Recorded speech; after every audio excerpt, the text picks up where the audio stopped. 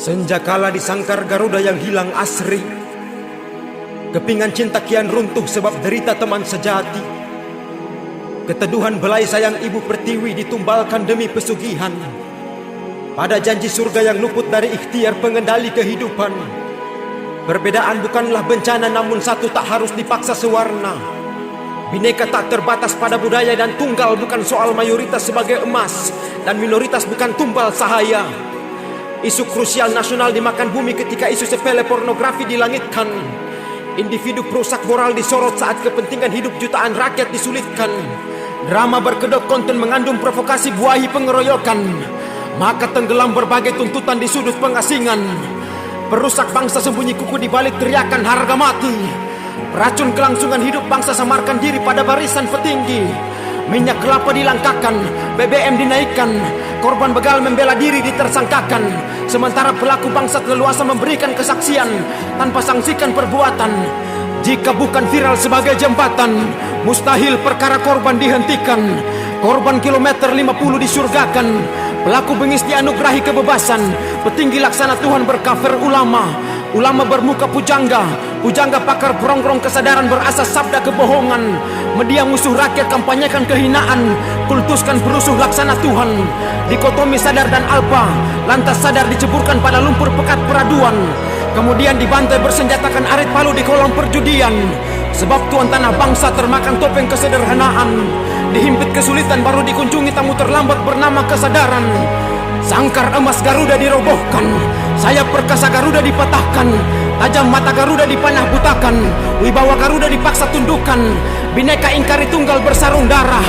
Marhai niscita Soekarno segumpal embrio kian gugur dimakan fitnah. Panggung silatan pamor mengguncang asumsi salahkan fitrah. Akan perlawanan anak bangsa yang dikandaskan bersarung darah. Hei Bung Karno, buah juangmu kini hancur sebab ulah anak cucumu melacur para Lucifer bernama kuasa. Taji pembual seolah pemilik tunggal Garuda, leluasa kremasi nyawa bangsa. Kemudian menabrak konstitusi, legalkan prostitusi kekuasaan periode 3. Hingga perburuan haram sekolah pemegang tahta, menjajah rakyat seisi negara. Hei anak bangsa, tembok perkasa keadilan dihancurkan. Tajam tombak kerakyatan dipaksa kudungkan. Tinggi kadar persatuan dikerendakan. Nilai kemanusiaan dibinatangkan. Keramat keesaan Tuhan bahkan berani dikerdilkan. Pemangku bangsa kerasukan setan penyembah kerakusan. Ritual cuci otak tumbalkan rakyat berkedok sejahtera pada taring kebijakan. Nahkoda munafik mengklaim kemampuan di ketiak para preman. Lantas ketidakmampuan alas kemunduran. Buahi tuntutan penumpangan kekuasaan perancang kehancuran. Nasib provokator penjilat berkedok agama berkali hampa tanpa kejelasan. Sara sebagai amunisi langganan pengikis persatuan. Oleh pemakan feses penguasa. Penguasa penjilat pantat memutang gadaikan kedaulatan. Yang sedang sekarat dan susah payah dilindungi anak bangsa meski disiksa dengan berbagai kesulitan. Kami anak kandung bangsa, setiap nadi kami mengalir darah para pejuang.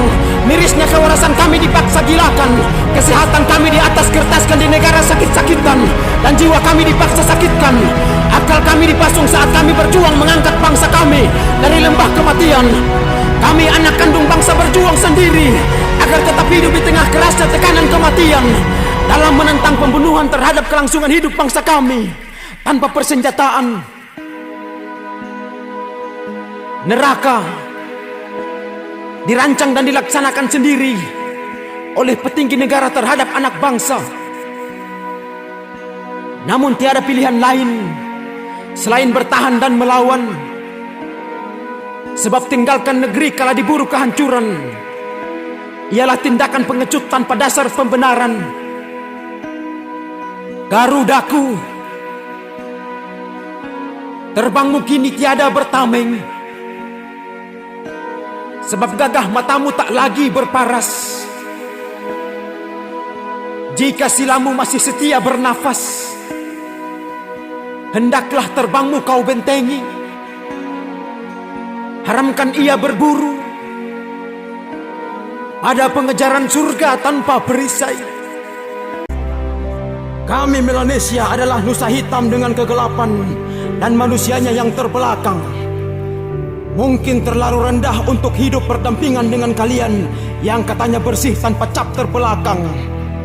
Tetapi ingat, kami yang hitam mungkin lebih beradab secara sikap dan nurani karena kami ditakdirkan lahir dengan cinta. Boleh jadi nasionalisme kami kepada Indonesia lebih baik daripada kalian yang putih, walaupun negeri kami gelap gulita.